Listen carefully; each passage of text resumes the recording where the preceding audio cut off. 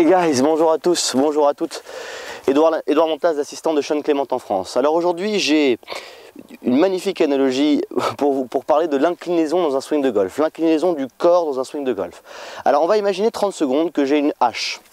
Donc une hache, ça pèse lourd, et j'ai cette hache, donc je m'attaque à un tronc d'arbre qui est quand même très gros, mais on a de la volonté, et j'espère à la fin de la journée ou dans quelques jours arriver à vraiment faire en sorte que cet arbre cède. Donc comment je vais m'y prendre pour attaquer cet arbre? Alors si je prends le club en main, d'accord, j'ai ma hache, je pourrais très bien la prendre comme ça pour vraiment montrer l'image. Automatiquement, puisque c'est à peu près à l'endroit qui est là, à la base du tronc que je vise, je vais déjà vouloir le regarder. Donc je vais évidemment pas démarrer comme ça, et non plus tout droit, je vais démarrer légèrement derrière.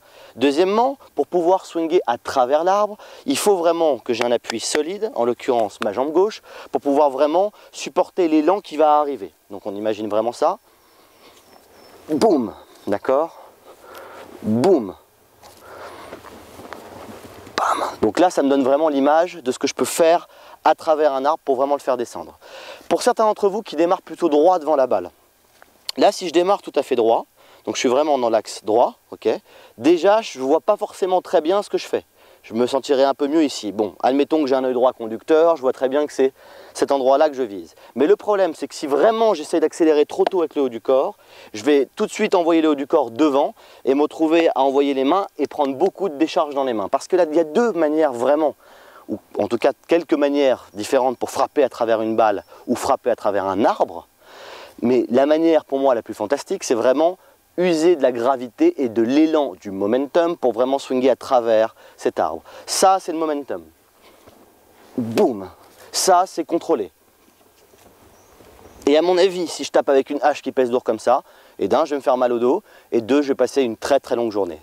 Donc on va retourner tout de suite pour voir ce que ça donne dans le swing de golf. Donc, nous revoilà pour montrer un peu ce que ça donne à travers un swing de golf. Alors, la sensation qu'on veut obtenir, donc, c'est vraiment de se sentir toujours légèrement avec le haut du corps derrière la balle. Une bonne technique, et sur la prochaine vidéo que je vais faire, je vous parlerai vraiment de l'œil, le travail des yeux dans un swing de golf, mais ce qu'on veut vraiment ressentir lorsqu'on se met devant la balle, c'est qu'on peut voir avec les deux yeux l'arrière de la balle, donc cette partie-là. Si je démarre légèrement trop devant, je vois le haut, et si je démarre évidemment là, ce que peu d'entre vous font, j'en suis convaincu, mais je vois de l'autre côté de la balle, ce qui n'est pas mon objectif, d'accord? Donc, si je me retrouve ici, et que je fais quelques swings d'essai pour vraiment voir la différence. Si je démarre très droit devant la balle, et que je reste très droit,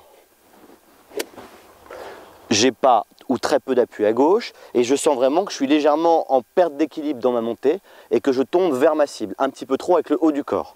Si maintenant je démarre là, pour vulgariser tout ça, là je sens vraiment dès le démarrage que j'ai beaucoup de mal à compléter ma montée et qu'en plus, lorsque je vais swinguer avec autorité, l'élan va m'emporter vers la cible. Ce n'est pas ce que je veux non plus. Donc ce que je veux ressentir, c'est vraiment que depuis le début du swing, je suis contre le côté gauche, à l'intérieur du côté gauche. La sensation, c'est que votre corps, toute la plateforme de votre corps, donc tout ça, est supporté par l'intérieur de votre jambe gauche. Si vraiment j'appuie ici, je sens que je suis supporté par le côté gauche.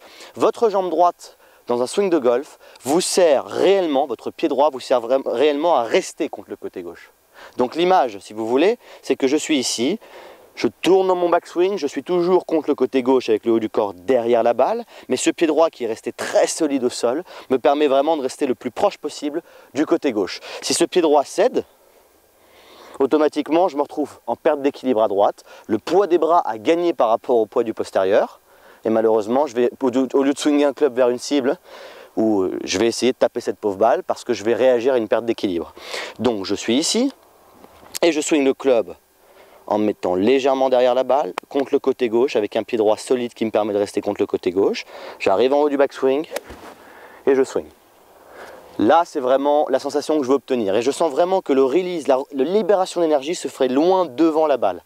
Regardez bien, le passage des mains se fait vraiment là, ici, et non pas là. Ça, c'est quelqu'un qui essaie d'aller taper une balle. Donc, je vais taper une balle pour vraiment plutôt swinger un club, encore une fois, vers une cible. Je me mets ici, je me mets en posture, derrière la balle. Je sens bien que je suis contre le côté gauche, je swing. Naturellement, vous avez vu que sans rien faire, mon club a fouetté le sol bien après la balle. J'amène ça à la balle et je répète le même swing d'essai, sans rien faire de plus, vers ma cible. Mes yeux sont sur l'arrière de la balle. On y va.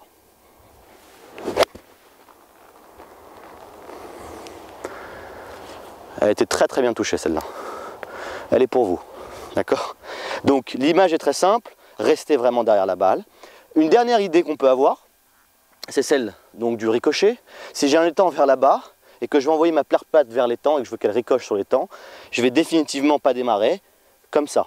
Là, je me dirige totalement, j'envoie toute mon énergie vers le sol.